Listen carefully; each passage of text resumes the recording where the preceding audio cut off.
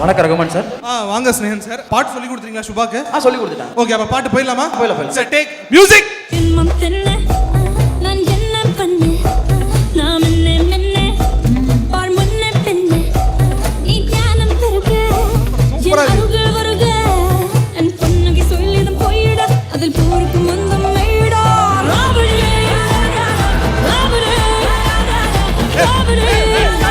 Stop. Music music stop. நீங்க ராவடின்னு தானே எழுதி கொடுத்தீங்க? ஆமா, ராவடி தான் எழுதி கொடுத்தேன். ஏமா நீ ராவடின்னு தானே பாடுன? Yes, it's ராவடி only. எனக்கு மட்டும் ஏன் ராபரின்னு கேட்டுச்சு? எங்களுக்கும் அப்படிதான் கேட்டுச்சு. ராபரி தான் கேக்குது. அப்படியா? சரி, அப்ப இன்னும் டேக் போயிடலாமா? One more take, sir. ராவடினே பாடிடுங்க. Yeah. Take 2 music on.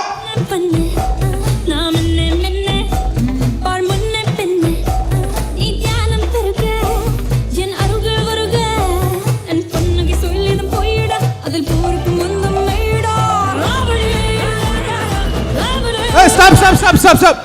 எனக்கு ராபரின்னு தான் கேக்குது. இல்ல சார், எனக்கு அதான் வருது. இப்படி பாட்டு போட்டுலாம் யாரும் கண்டுக்க மாட்டாங்க. ஸோ இது வந்து ஏஆர் ரஹ்மான் சார் இந்த மியூசிக் டைரக்ட் பண்ணியிருந்தா. அடுத்த ட்விஸ்ட் வந்து இதே பாட்டை ஹாரிஸ் ஜெயராஜ் சார் ஒரு ஆள் மியூசிக் டைரக்ட் பண்ணியிருந்தாருன்னா எப்படின்னு. இப்போ இல்லை, நான் தான் ஹாரிஸ் ஜெயராஜ் சார். இவர் பாடுவார். நான் தான் சுபா மேம். ஆமா. ஓகே சுபா, ரெடிங்களா? மனப்பாடம் பண்ணிட்டீங்களா? மனப்பாடம் பண்ணிட்டீங்க. போயிடலாம். பண்ணிட்டீங்கல்ல? பண்ணிட்டேன். ஓகேங்க. Okay, in 3 2 1 let's go for take. Sir, டேக்னா பாட்டு வரணும். என்ன பண்ணிருக்கீங்க?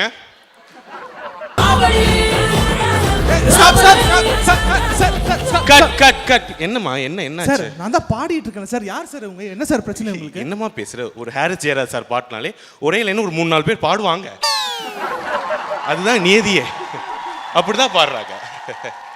சார், நான் எவ்வளவு பெரிய சிங்கர், நான் பாடி இல்ல. அப்ப நீ கிளம்பலாம். இல்ல பாடி சார். டேக். தேங்க்யூ. அது வந்து Harris Jayaraj sir.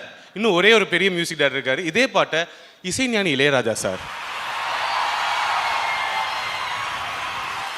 Music direct பண்ணியிருந்தாருன்னா தெரியல. காப்பிரைட்ஸ் ஏதோ சொல்றாங்க. இரு என் பஞ்ச்லைன்ல நீனே சொல்லிட்டு நான் என்ன பண்றது? ஒரு சின்ன கற்பனை தான். கேமரா எங்க இருக்கு? கற்பனை தான். நான் தான் இளையராஜா சார். நான் தான் சுபா மேம். என்னம்மா பாட்டெல்லாம் நல்லா படிச்சிட்டியா? படிச்சங்க. நல்லா பாடிடுவல்ல? பாடிடுவோம்மா. டேக் போலாமா?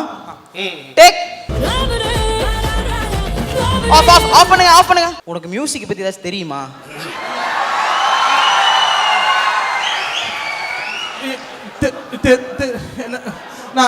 வைரமுத்து வருகிறேன்.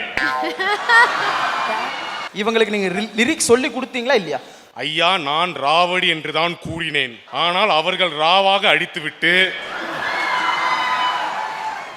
ராவடியை ராபடி ஸ்ட்ராபெரி என்று ஏதோ பினாத்தி கொண்டிருக்கிறார். அம்மா தாயே, நான் சரியாக தானே கூறினேன்.